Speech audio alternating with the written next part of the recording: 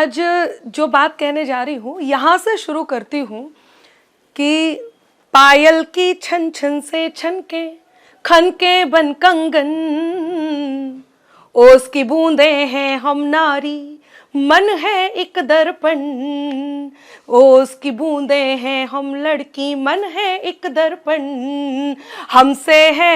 हमसे है घर बार तुम्हारा, हमसे है आंगन। ओस की बूंदे हैं हम नारी, मन है एक दर्पण। रिश्ते हैं वो फ्रेम की जिसमें हम तस्वीर सजाते, हाथों की खाली रेखाओं पर किस्मत बन जाते। हमसे महकता है बचपन, हमसे महकता है बचपन, और सजता है यौवन। ओस की बूंदे हैं हम नारी, मन है एक दर्पण।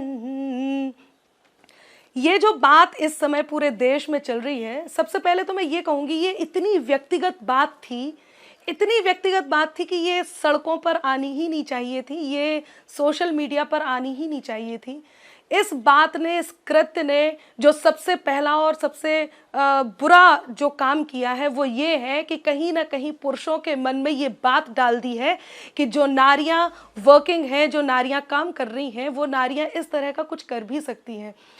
एक स्त्री यदि कुछ ऐसा कर रही है तो इसका अर्थ ये नहीं है कि दूसरी स्त्री, एक स्त्री के साथ यदि ऐसा कुछ हुआ है या उसने कोई भी उसके जीवन में इस प्रकार की अप्रत्याशित घटना घटी है, इसका अर्थ ये नहीं है कि सभी स्त्रियां इस तरह का कर रही होंगी।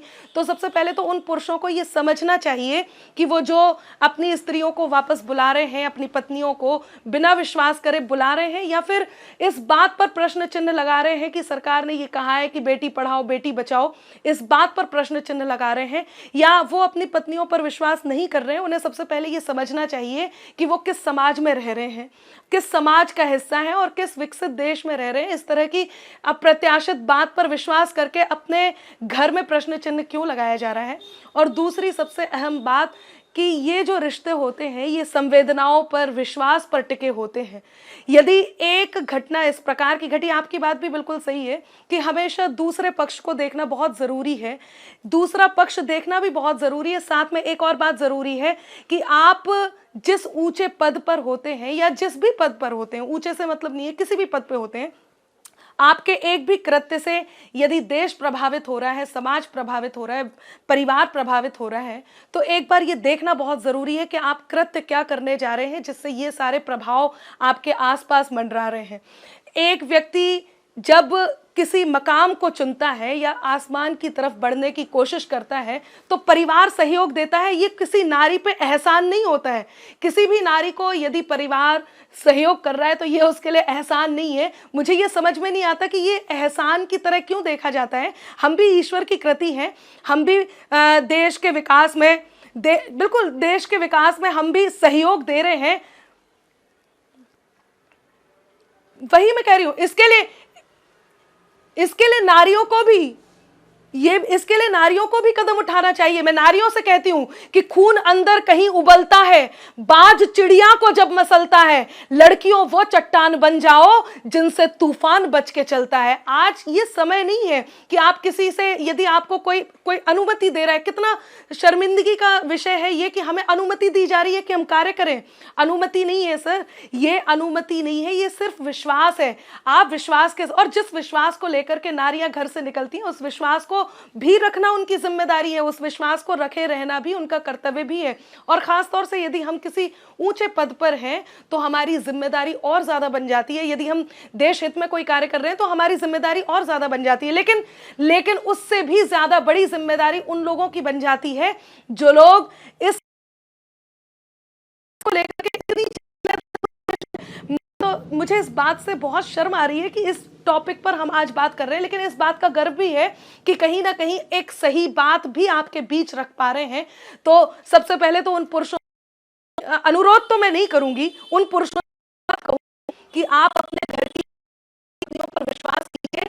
आप इस बात का सम्मान को जो दिया जा रहा है, मैं यही बता रही थी आपको कि ये जो लोग ये सोचते हैं कि हम कमजोर हैं, बपौती हैं, सबसे पहले एक बात मैं बताना चाहूंगी कि नारियों को सबसे पहले ये बात सोचनी पड़ेगी कि वो जिस देश में हैं उस देश की संस्कृति का यदि पालन कर रही हैं और यदि उन्हें इस देश से ये पता है कि ये शक्ति रूप देश, शक्ति का स्वरूप नारियों को माना जाता है, तो सबसे पहले नारियों को ये समझने की आवश्यकता है कि हाँ, वो शक्ति का स्वरूप है, वो कमजोर नहीं है। नारियों के अपने आप के लिए सपोर्ट करना बहुत ज़रूरी है। मैं किसी को ब्लेम नहीं कर रही, ऐसा नहीं है। अभी आप देखिए, हमारे स्टूडियो में ऐश्वर्या जी हैं, तो मैं ये कैसे कह दूं कि पूरा पुरुष समाज ही इस बात को लेकर के हमारे पीछे पड़ा हुआ है, ये भी नहीं कह सकती। लेकिन जो पुरुष सपोर्ट कर रहे हैं उनके सम्मान के साथ साथ नारियों को खुद भी ये जानना बहुत ज़रूरी है कि वो कमज़ोर नहीं है और हम पे कोई एहसान नहीं हो रहा है। हम जो कर रहे हैं, यदि कोई भी कार्य कर रहे हैं, चाहे हम किसी पद पे हैं या चाहे हम कोई कार्य कर रहे हैं, हम वर्किंग वुमेन है, हम घर भी संभाल रहे हैं, जितना ज्यादा हम घर पे ध्यान देते हैं या जितना ज्यादा बच्चों के प्रति संवेदनशील हैं, अपने कर्तव्य के प्रति संवेदनशील है, रिश्तेदारों के प्रति हम संवेदनशील हैं, उतने ज्यादा कर्तव्यनिष्ठ कोई भी नहीं है। तो ये नारियों को भी समझने की जरूरत है। और पुरुषों से को तो यदि वो कह रहे हैं कि वो एहसान कर रहे हैं तो इस बात को नकार देना चाहिए, क्योंकि यदि हमें उदाहरण बनना है। मैं आज जो बात कर रही हूं, मैं नहीं चाहती कि नारियां इसे सुन करके इस बात को ग्रहण करें, नारियां देख करके ग्रहण करें, हम उदाहरण बनेंगे। बिल्कुल। मैं यही एक बात ज़रूर यहाँ पे कहना चाहूँगी। सबसे पहले तो मुझे अभी आपसे बात करते हुए ख्याल आया है कि आर भारत को इस समय पूरे देश को ज़रूर देखना चाहिए। ये इतनी अच्छी बात लेकर के आज हम यहाँ पर डिस्कस कर रहे हैं, जो वाकई एक जागरूक देश की बात हो रही है और ये बहुत ज़रूरी भी है। और सबसे बड़ी बात यहाँ पर जो एक बहुत बड़ी बात आई है कि लोगों ने अपनी पत्नियों को वापस बुला लिया है। 150 केस हो गए, 200 केस हो गए। भाई मैं ये पूछ रही हूँ कि वापस बुला लिया गया, पत्नियां क्या थी, उनको पहले भेज दिया गया, इसमें अनुमति है, बुला लिया गया, अब ये इनको आदेश दिया जा रहा है। तो यदि नारियां खुद फ्रंट पे आकर के कैमरे के सामने ये कह रही हैं कि हमें तो हमारे पतियों ने बुला लिया, आपको यही वो मौका है जब आपको इस बात पे स्टैंड करना है, आपको इस बात पे अपने आप की शक्ति को पहचानना है कि आप मुझे किस तरह से बुला सकते हैं। आपने परमिशन दी है या आप इसलिए बुला रहे हैं कि अब आपका आदेश है, आपको मेरी जिंदगी है, मुझे पढ़ना है और आपको वो विश्वास मुझ पर रखना है। मैं ये एक और बात है, इन सब में मैं बिल्कुल नहीं भूलूंगी कि हमारे कर्तव्य भी होते हैं। पुरुषों के कर्तव्यों की यदि बात चल रही है तो मैं बिल्कुल नहीं भूलूंगी कि हम नारियों के कर्तव्य की भी बात ना करें। जब घर में बच्चे होते हैं, मेरे पास भी बच्चे हैं, वो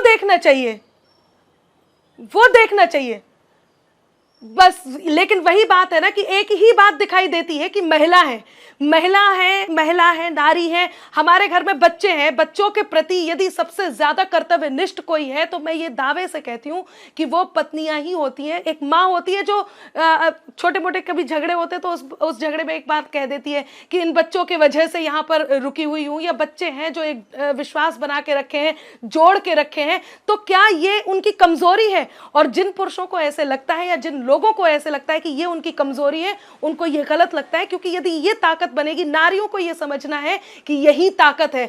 वो उनको बुला रहे हैं तो उनको ये बताना पड़ेगा कि आप मुझे नहीं बुला सकते। यदि कोई एक घटना मीडिया के सामने आई है और वो उसका स्वरूप ये है तो इसका मतलब ये नहीं है। अभी एक और घटना आई है। बिल्कुल, एक बात मैं कहना चाहूंगी, जिस बात पर अभी घर की औरतें मीम्स देख रही हैं, अभी आपके यहाँ से एक प्रश्न आया कि घर की महिलाएं भी उस मीम्स को देख रही हैं। जहां सोशल मीडिया पर एक तरफ ये चल रहा है, यही वो समय है जो सोशल मीडिया पर सक्रिय नारियों को करना चाहिए। मैं भी करूंगी, वो सक्रिय नारी जरूर करें कि यही वो समय है जब इस तरह से बदनामी की यदि एक लहर चल रही है तो दूसरी तरफ वो स्टैंड लेकर के उतरे और ये बताएं कि आप हर एक के चरित्र पर इस तरह की उंगली नहीं उठा सकते हैं। यही वो समय है जब ये बताने की जरूरत है। मीम्स पर घर की नारियों को हंसने की जरूरत नहीं है। घर की नारियों को मीम्स पर अपने घर के पुरुषों से, जिम्मेदार पुरुषों से बात करने की आवश्यकता है। इसी समय, यही वो सही समय है।